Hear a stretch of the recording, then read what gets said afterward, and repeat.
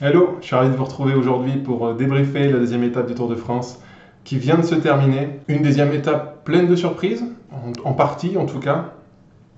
Un vainqueur inédit, Kevin Vauquelin, première participation au Tour de France, français de 23 ans. Ça m'a fait extrêmement plaisir de l'avoir vu gagner. Il y a certes moins d'émotion aujourd'hui que pour la victoire de Romain hier, mais voilà, le contexte était aussi différent. Dans l'ensemble, c'est une étape où on n'imaginait pas à la base voir l'échappée aller au bout.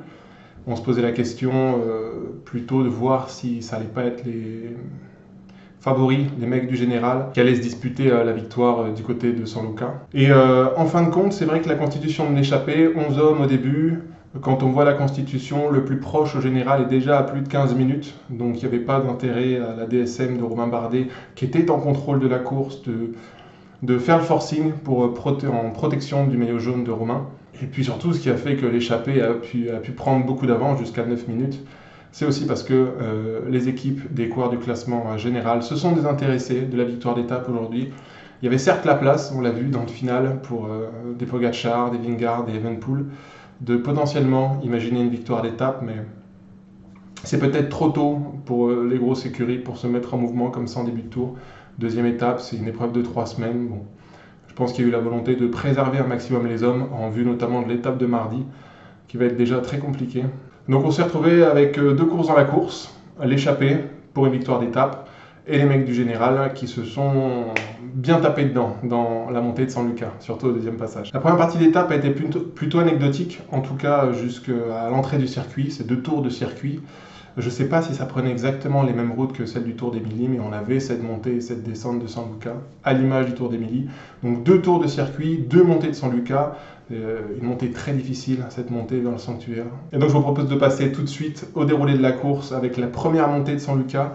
Pour l'échapper, tout de suite, Jordan Gega pour Direct Energy, qui fait le pressing. On a eu 6 coureurs qui sont détachés devant. Mais cette première montée, au final, n'a pas fait l'écrémage souhaité, en tout cas par Jordan Gega, souhaité par Vauquelin, par Axel Laurence, qui tour à tour ont mis des taquets pour essayer d'éliminer les rouleurs et puis les mecs qui étaient de toute façon un petit peu plus en difficulté. Le plus gros pétard de la première montée de San Luca, elle est à mettre au crédit d'Axel Laurence, qui m'a semblé être vraiment le plus à l'aise sur ce premier passage dans l'échappée, sur les 10 coureurs devant. C'est Kevin Vauquelin qui a bouché le trou pour essayer de rentrer. Ce qu'il réalisera, en fin de compte, la première montée de San Luca, bien que très dynamique dans l'échappée, n'a pas créé d'écart significatif. La course à la victoire d'étape ne s'est pas jouée dans cette première montée de San Luca. Elle a surtout mis en valeur une certaine hiérarchie physique. Derrière, le peloton arrive fort, très très fort. Il y avait 5-6 minutes à un moment à 50 km de l'arrivée pour l'échappée. À force de rouler pour essayer de placer les mecs devant, avec aussi le forcing de l'Auto Destiny pour Maxime Van Gils, l'écart s'est réduit 3 minutes 30 au moment où le peloton entame la première montée de San Luca.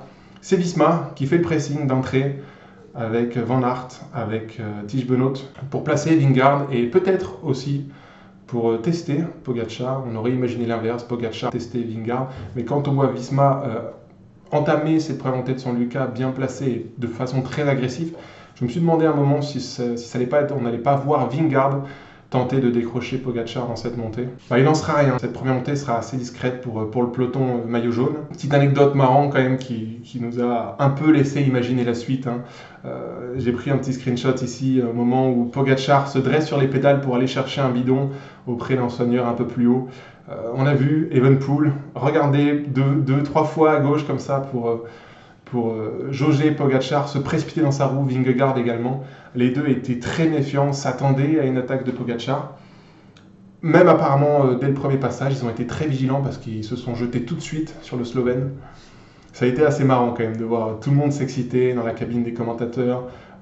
Vingegaard, la réaction de Vingegaard, d'Evenepoel. Ils étaient très méfiants de Pogacar et ils ont eu raison de s'en méfier parce que effectivement, lors du deuxième passage, on le verra, l'attaque était quand même foudroyante. C'est donc entre les deux montées de San Luca que la victoire d'étape va se dessiner, avec l'attaque d'Oliveira, le portugais de la Movistar, qui part en facteur de façon très intelligente à l'expérience. C'était pas le plus fort sur le premier passage de San Luca.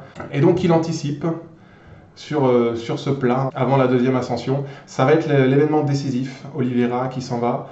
Vauquelin qui réagit très très bien, Kevin Vauquelin très vigilant. Ils étaient deux d'Arkea, il fallait absolument qu'il y ait un Arkea qui saute sur le mec qui attaquerait. Oliveira attaque, Vauquelin répond. C'est Abrahamsen, le troisième homme, qui a su prendre la route Vauquelin, qui n'a pas collaboré tout de suite, mais Vauquelin a eu suffisamment d'énergie pour entrer sur Oliveira. Et lorsque ces trois-là se présentent au pied de la dernière montée du jour, de la deuxième montée de San Luca, à 15 km de l'arrivée, 36 secondes d'avance sur le groupe derrière qui s'est fait piéger. C'est ces trois-là qui vont soulever la victoire et à ce jeu-là, Vauquelin était bien le plus fort. Il n'a pas mis d'accélération franche, il est juste monté au train, assis sur la selle, comme il sait le faire. C'est quelqu'un qui a beaucoup de puissance, beaucoup de force dans le rein. Dans les lombaires, il a écrasé les pédales. Oliveira, qui est un rouleur, a éclaté tout de suite. Abrahamsen a tenu à 50 mètres comme ça sur toute la première partie de la montée, avant de rendre l'âme dans le S, et puis Vauquelin est parti. On se doutait là à ce moment-là que l'étape était jouée. Vauquelin est un excellent rouleur, deuxième du chrono championnat de France la semaine dernière. Il n'y avait aucun doute, je pense, sur l'issue de l'étape. Donc c'était moins tendu, moins scénarisé qu'hier, mais cet enchaînement d'événements pour Vauquelin est quand même assez folle pour un coureur qui a beaucoup souffert de sa deuxième place au chrono du championnat de France la semaine dernière, qui il y a 2 semaines avait beaucoup souffert aussi sur le Tour de Suisse, et qui hier encore également a énormément souffert de la chaleur. Arquet a complètement explosé hier, et ben écoutez, il se retrouve aujourd'hui avec 2 mecs dans l'échappée, et Vauquelin a fait un numéro. Cette deuxième montée de San Luca, il l'a avalé très rapidement, prudent dans la descente, et puis il a déroulé jusqu'à la fin. Ça a été un grand moment. Imaginez, 23 ans, coureur français sur le Tour de France. Ça a été faramineux. Phénoménal ce qu'a réalisé Vauquelin. C'est surtout ce que je veux mettre en avant, c'est surtout sa capacité à avoir fait abstraction de toutes les mésaventures qu'il a vécues ces dernières semaines pour se présenter à ce départ de deuxième étape, couteau entre les dents pour prendre l'échappée. Quelle intelligence de course aussi, pour être vigilant à l'attaque d'Oliveira entre les 2 montées de San Luca, et derrière, sur la qualité physique, il était bien au-dessus de ses adversaires et il a déroulé jusqu'à la ligne d'arrivée. Bravo, bravo à lui, cette gestion est folle. Ça a été une gestion extrêmement intelligente et il mérite totalement sa victoire. Et je suis très très heureux. Franchement, les Français, là, c'est début de Tour de France magnifique. 2 étapes, 2 victoires, on ne pouvait pas rêver mieux. Dans le peloton maillot jaune, derrière, Visma, encore une fois, entame la deuxième ascension, encore plus violemment que la première fois. C'est Tige Benoot qui va mener grand train, qui va être relayé très vite par Adam Yates du AE. Déjà le jeu de dupe entre les 2 grands favoris du Tour de France, Vingegaard pour Visma, Pogačar pour UAE. Tige Benoot qui mène grand train, tout de suite relayé par Adam Yates. Et là, on a eu quand même quelques surprises sur cette montée de San Luca. Un groupe des favoris extrêmement diminué après le passage du S pour se diriger vers le sanctuaire. Plus beaucoup de coureurs à l'avant, Bardet, maillot jaune qui craque, c'est normal, certainement après les efforts de la veille, il n'avait plus l'énergie suffisante pour pouvoir s'accrocher à ce rythme de dingue. C'est Adam Yates quand même qui roule devant, 3e du dernier Tour de France. C'est logique, à ce moment-là il devait rester 6-7 coureurs dans le peloton des favoris, on va plus l'appeler peloton maillot jaune, mais dans le groupe Pogačar, Vingegaard, on a la surprise de voir Roglic distancé, Bernal, Bardet, des petites surprises quand même. Avant, le gros pétard, l'attaque de la journée, Pogačar qui met à l'épreuve ses concurrents directs et Vingegaard le premier, Vingegaard qui a extrêmement bien réagi. Pour quelqu'un qui s'est fracturé les côtes, l'omoplate et qui était dans le mal absolu début avril après sa chute sur le Tour du Pays Basque, il a super bien récupéré. 6 semaines pour se préparer. Et voilà que sur la deuxième étape du Tour de France, dans la montée de San Luca, qui convient à Pogačar et moins à Vingegaard, Vingegaard qui réagit extrêmement bien à ce bulldozer, à cette attaque spectrale des enfers de Pogačar qui a fait la montée, qui a fait ce final de San Luca un petit peu sur le plat, mais à bloc. Et on s'est demandé au passage si Vingegaard prendrait le relais. Ça a été le cas, les deux ont bien collaboré, la descente a été très rapide, très technique. Ça a été un beau spectacle visuel à voir, ces 2 coureurs collaborer comme ça. Il y avait un enjeu aussi pour Vingegaard, il y avait un intérêt à laisser Evenepoel, Roglic derrière. Donc Vingegaard, contrairement à l'an dernier, a pris le relais à Pogačar. Il a certes moins fait d'efforts que Pogačar, mais il a participé à l'élimination des mecs derrière. Ici, je vous montre l'arrivée de Kevin Vauquelin. Vainqueur, une étape bien gérée, bien travaillée, c'est super, je suis ravi pour lui. Vous ne pouvez pas attendre meilleur départ, je pense, de la part des Français, et puis surtout pour Arkea, première victoire sur le Tour de France. Petite équipe de première division, certes, mais quand même en retrait à côté des gros moteurs du peloton. Les voir gagner ici, c'est la récompense de l'investissement d'Arkea et d'Emmanuel Hubert depuis très longtemps dans le peloton professionnel. C'est super pour cette équipe. pour ce coureur, donc je suis ravi. Certes, moins ému qu'hier, mais quand même, c'est fou. C'est fou ce départ de Tour de France pour les Français. Derrière, côté favoris, on rebascule sur la deuxième partie de course sur les favoris qui se sont mis peignés dans la deuxième montée de San Luca. Pogacar, Vingegaard devant, et on a la petite surprise quand même, on a mis du temps à l'avoir à l'antenne, de voir Evenepoel et Carapaz, quand même surprenant l'équatorien, et Carapaz revenir à deux sur Vingegaard, Pogacar et Jordan Gégat qui était dans l'échappée, qui a reculé d'un échelon pour se retrouver avec Pogacar et Vingegaard.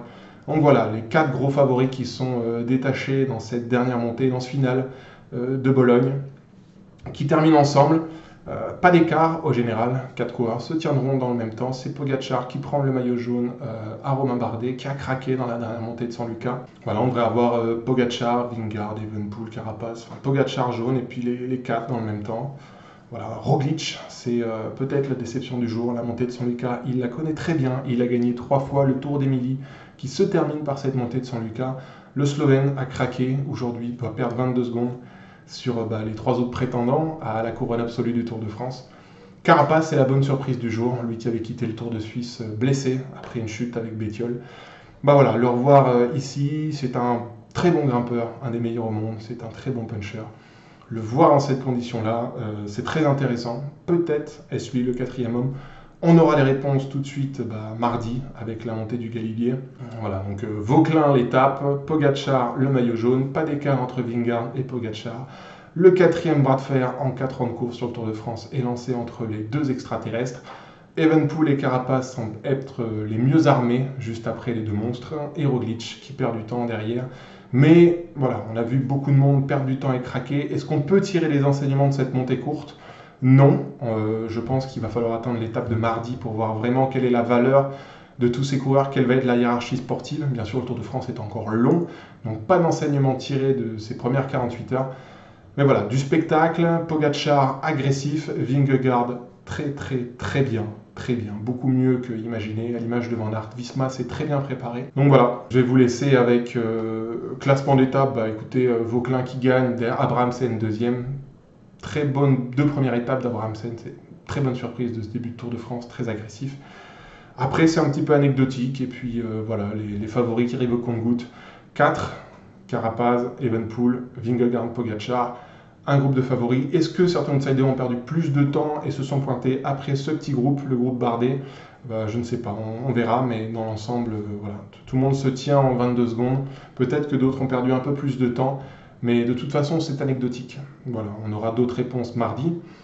Pour moi, l'occasion de vous présenter tout de suite l'étape de demain, Plaisance-Turin, une étape plane. Ça va être les sprinteurs qui devraient se jouer la victoire. Aujourd'hui, l'échappée a eu sa chance, contrairement à mon pronostic. Tant mieux pour eux. J'aime quand les baroudeurs ont une chance d'aller au bout et de se disputer la gagne. Demain, ça va être plus compliqué. Les sprinteurs qui ont fait le dos rond ces 2 premières étapes ne vont pas louper cette première occasion d'un sprint massif dans les rues de Turin. On verra quelle sera la hiérarchie du sprint. Il y aura du suspense, on verra quand même malgré tout quelques noms comme ça. Philipsen, bien lancé par Van Der Poel. Je suis très curieux de voir ce que fera Arnaud Delis. Pedersen, bien sûr. Et d'autres, voilà. On en reparlera début de semaine prochaine, de cette hiérarchie du sprint qui s'installera dès demain à Turin. Et mardi, l'étape très importante à ne pas louper. Pinerolo, Valois, 3 ascensions, Sestrières, Montgenèvre. Et le col du Galibier. Ça va être spectaculaire. Le col du Galibier, en plus, par la montée du col du Lautaret. Donc, on va avoir 8 km très intéressants entre Lautaret et Galibier. Il y aura explication. Vingegaard, Pogacar en tête. On aura peut-être un petit peu un remake du Tourmalet de l'an dernier, voir les deux s'envoler dans le Galibier. Mais voilà, n'enterrons pas trop tôt Evenepoel. Certes, l'étape lui convenait mieux aujourd'hui qu'elle lui conviendra mardi, mais le voir recoller comme ça avec toute la rage qui le caractérise, c'est très intéressant. Carapaz, très bonne surprise. Il grimpe mieux qu'il punch, donc j'attends Carapaz mardi. Et Roglic, peut-être sera-t-il l'heure de la rédemption pour lui après ce petit accroc aujourd'hui. Voilà, plein de choses, quelques enseignements tirés aujourd'hui. Évidemment, on ne répond pas à toutes les questions. Demain, hiérarchie du sprint. Mardi, hiérarchie des grimpeurs et certainement du Tour de France. Voilà, 48 heures à venir bien solides après les dernières 48 heures qui ont été bien douloureuses pour beaucoup de coureurs au départ de ce Tour de France. C'est tout pour moi. Je vous laisse. Je vous retrouve mardi soir. Je ne pourrai pas débriefer demain soir. Donc je vous retrouve mardi pour débriefer étape 3, étape 4. D'ici là, portez-vous bien. Bon début de semaine. Et à mardi soir. Bisous, ciao.